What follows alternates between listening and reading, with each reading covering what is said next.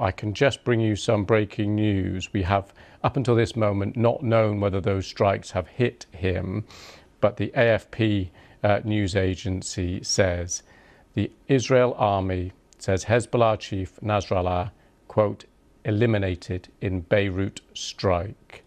So that confirmation coming through just in the last few moments as we were taking a look at the history of the man.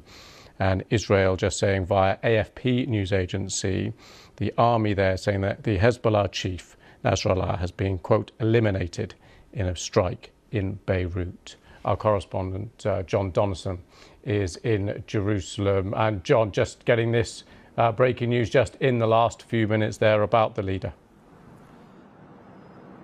Yeah, and it's not just from AFP. We've just had a statement from the Israeli military put out on X saying Hassan Nasrallah will no longer be able to terrorize the world, as they put it. So that would seem to be confirmation that the leader of Hezbollah has been killed. Now, throughout this period of escalation over the last few months, I think Israel has been making the calculation that Iran, who of course backs Hezbollah, is not ready to get involved directly in this conflict in a full-scale regional war. Well, the assassination of Hassan Nasrallah is going to put that theory to the test.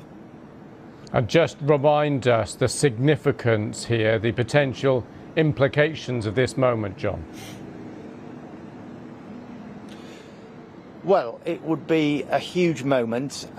We know that over the last few weeks, Israel has managed to eliminate very senior military commanders within Hezbollah in a series of strikes. But by taking out the leader of the group, who's been in power of Hezbollah for several decades, I mean, this is a huge moment. And as I say, the significance really is, where does this lead us? Because Hezbollah, funded by, backed by, set up by Iran to oppose Israel, and now to have its leader taken out, Iran is going to be under enormous pressure to respond. Okay, John, thank you very much for that. Just want to head straight now live to Beirut. Hugo Bashega is there for us. Hugo, we had these reports that he had been targeted, that Hassan Nasrallah had been targeted, but until a few minutes ago, we had no confirmation as to what had actually happened. Now we have that confirmation from the Israel our military that he has been killed.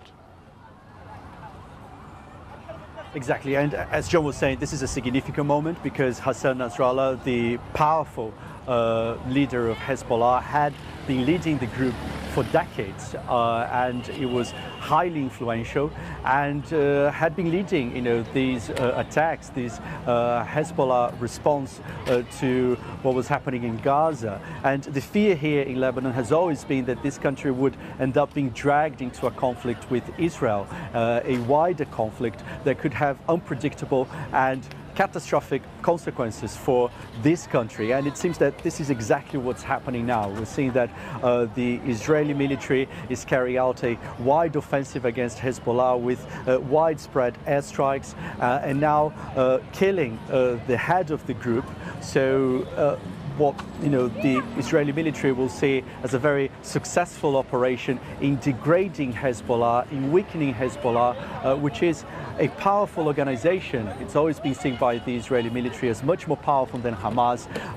It is a group that has tens of thousands of rockets, including precision-guided missiles that can strike deep inside Israel. And the Israeli military has been trying to weaken Hezbollah, to destroy some of the infrastructure that has been used by the group. And I think the indications are that this operation is going to continue after killing Hassan Nasrallah, to try to degrade Hezbollah and weaken the group so it no longer poses a threat to Israel and all the residents of northern Israel. And Hugo, just talk us through, if you can, what we know about the specific strikes here that are believed to have killed him.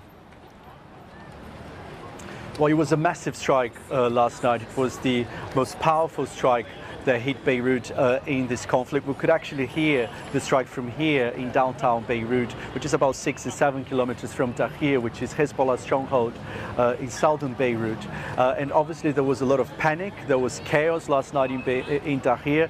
I was in Tahrir right after the attack, and crowds of people were trying to leave Tahrir. And let me give you a sense of what's happening here right now. This is Martyr Square in central Beirut, and hundreds of people are here. They spend the night here after leaving Tahrir. As you can see, lots of families here, women, children. A lot of people could only bring some bags and rucksacks with some belongings after fleeing their houses during those Israeli airstrikes last night and also overnight. And this morning there were more warnings by the Israeli military that urging residents to evacuate certain parts of Tahrir that, according to the Israeli military, are near facilities that have been used by Hezbollah. The Israeli military accusing Hezbollah of hiding weapons facilities under civilian buildings. So the indication that these Israeli airstrikes are going to continue. Hezbollah, in a statement overnight, denied that it was using those residential areas to hide weapons. But again, the accusation, the claim by the Israeli military is that Hezbollah has been using the civilian population as human shields. But as you can see, this is, the impact on the population. Tents have been set up here, and again, this is putting a lot of pressure on the Lebanese authorities, who are struggling to cope with the sheer number of casualties from these Israeli airstrikes, and also with tens of thousands of people who've been displaced because of this conflict. Hugo, thank you for that. Just going to go back to John Donaldson, who's still live for us in Jerusalem. John, we saw a bit of the impact there, Hugo showed us, of these strikes. If you can, put into context what this latest development actually means when it comes to Israel's war aims, effectively, its strategic priorities in launching these strikes across the border. How does the killing of Hassan Nasrallah fit into that?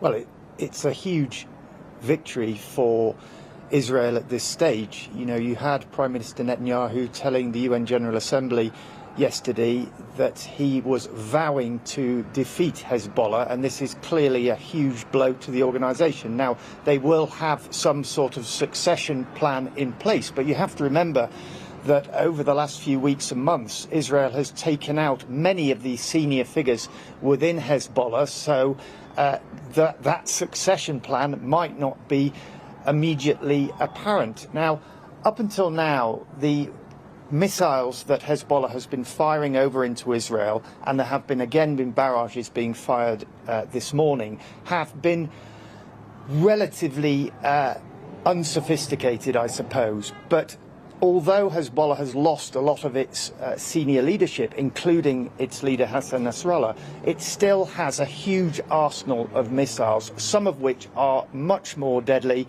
It's got guided missiles capable of reaching all parts of Israel, and if it chooses to use those, they are going to be much more damaging to Israel. So I think there will be a huge welcoming, I think, here in Israel that Hassan Nasrallah has been killed. The operation against Hezbollah is much more popular, I suppose. The country is much more united in the need for that than it is, say, for the continued operation in Gaza, where many people feel that the government should have done more to get the hostages out. There's a huge backing for the operation against Hezbollah. Israel has vowed to get its citizens able to return to the north, some 60,000 Israeli citizens who've not been able to live in their homes for the past year, and it will see this as a significant move towards beating Hezbollah.